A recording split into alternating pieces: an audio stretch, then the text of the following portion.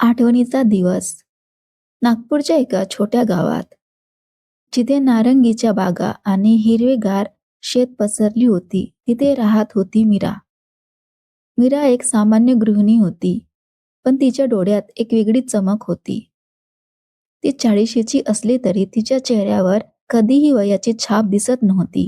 तिच्या आयुष्यात एक दिवस असा येतो जेव्हा आठवणीचा ओघ सुरू होतो आणि थांबतच नाही. मीरा आज सकाळी लवकर उठली. बाहेर पावसाची रिमझिम सुरू होती. नागपूरच्या या भागात पावसाळा नेहमीच आनंद देणारा असतो. तिने खिडकी उघडली आणि ताज्या हवेचा श्वास घेतला. तिच्या मनात आजचा दिवस आठवला. आज 15 ऑगस्ट नव्हता किंवा कुठलाही सण नव्हता.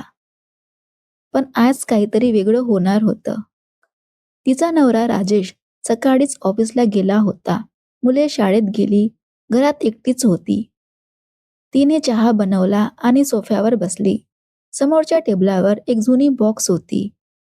तो बॉक्स तिने उघडला. आतमध्ये जुन्या वस्तू, पत्र, फोटो आणि एक छोटी डायरी होती. तिने ती डायरी उघडली आणि त्याचे काही पान पलटून पाहिले. ही डायरी तिची होती, तिची स्वतःची, तिने लिहिलेली. त्या बॉक्समध्ये एक फोटो होता. जुना फोटो, तिच्या आई-बाबांसोबतचा.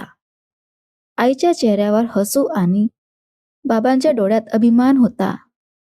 आई, मी आज तुला खूप मिस करते, मीरा मनात म्हणाली. तिची आई 10 वर्षापूर्वी गेली होती, पण आठवणी कधीच जात नाहीत. तिने डायरी उघडली. डायरीची सुरुवात होते तिच्या बालपणापासून. बालपण नागपूरच्या या गावातच गेलं होतं. तिचे बाबा शेतकरी होते. आई घर सांभाळायची. मीरा आणि तिची बहीण सीमा, त्या दोघ्या बहिणी होत्या. सकाळी शाळेत जाणं, दुपारी बागेत खेळणं, संध्याकाळी आईच्या हातचे गरम भजी खाणं. त्या दिवसाची मजा काही वेगळीच होती. एकदा पावसात भिजत भिजत त्या दोघी बहिणी नदीकडे गेल्या होत्या. नदीच्या पाण्यात पाय बुडवून बसल्या. अचानक पाऊस जोरात आला आणि त्या घरी परत येताना पूर्ण भिजल्या. तेव्हा आईने खूप रागावलं होतं, पण नंतर हसून गरम दूध दिलं. किती मजा येत होती तेव्हा. मीरा हसली. तिच्या डोळ्यात पाणी आलं. सीमा आता मुंबईत राहते. तिचं लग्न झालं. फोनवर बोलणं होतं, पण प्रत्यक्ष भेट कमी होते. डायरीचे पुढचे पान शाळेच्या आठवणींनी भरलेलं होतं. मीरा 5वीत असताना तिची पहिली मैत्रीण प्रिया बनली. प्रिया आणि मीरा अविभाज्य होत्या. त्या नेहमी सोबत असायच्या.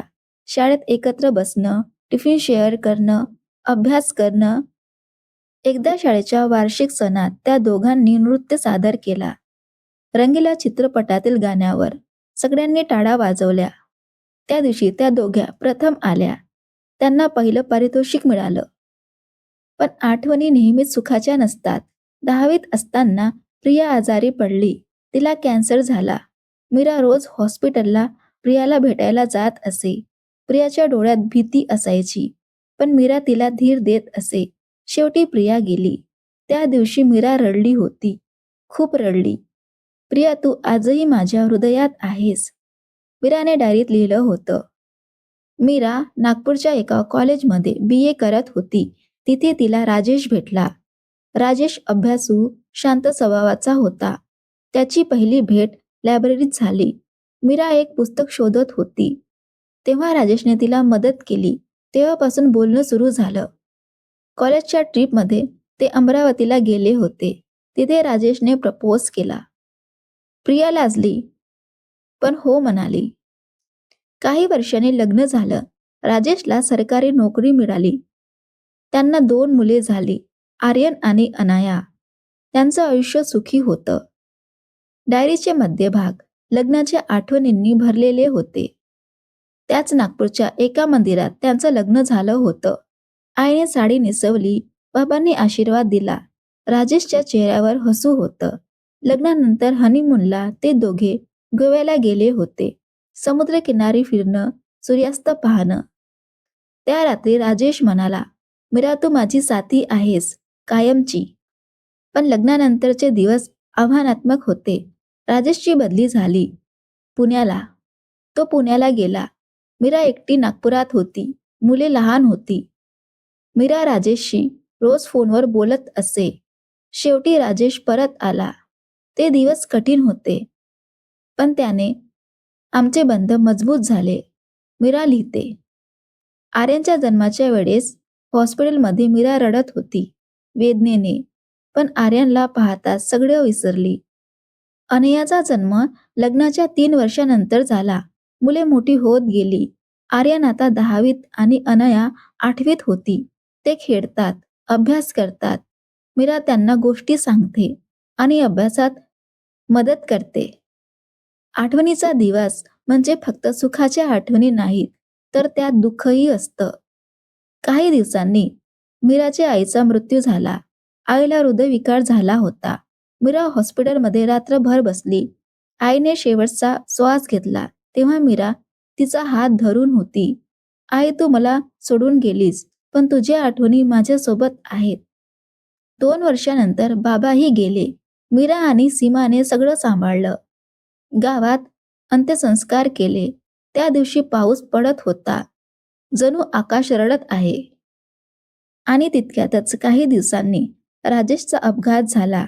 सुदैवाने जखमा कमी होत्या. पण मीरा घाबरली होती. तेव्हा मीराने हॉस्पिटलमध्ये रात्रभर प्रार्थना केली. तेव्हा माझ्या कुटुंबाला वाचव, ती म्हणाली. समोर तिने लिहिलं होतं मुलांच्या यशाच्या आठवणी. आर्यनने शाळेत प्रथम क्रमांक मिळवला. अनयाने नृत्य स्पर्धा जिंकली. त्यानंतर राजेशने ठरवलं की सर्वजण मिळून फिरायला जातील. अगोदर गोवा, मग नंतर मुंबई आणि नंतर दिल्ली आणि नंतर आग्रा. आग्र्यात त्यांनी ताजमहल पाहिला. राजेश म्हणाला, हे प्रेमाचं प्रतीक आहे. संध्याकाळ झाली. राजेश आणि मुले घरी आले. मीराने बॉक्स बंद केला. मीरा आठवणीच्या अथांग सागरात हरवली होती. सायंकाळ केव्हा झाली तिला कळलंच नाही. मीराने डायरी बॉक्समध्ये ठेवली आणि बॉक्स बंद केला.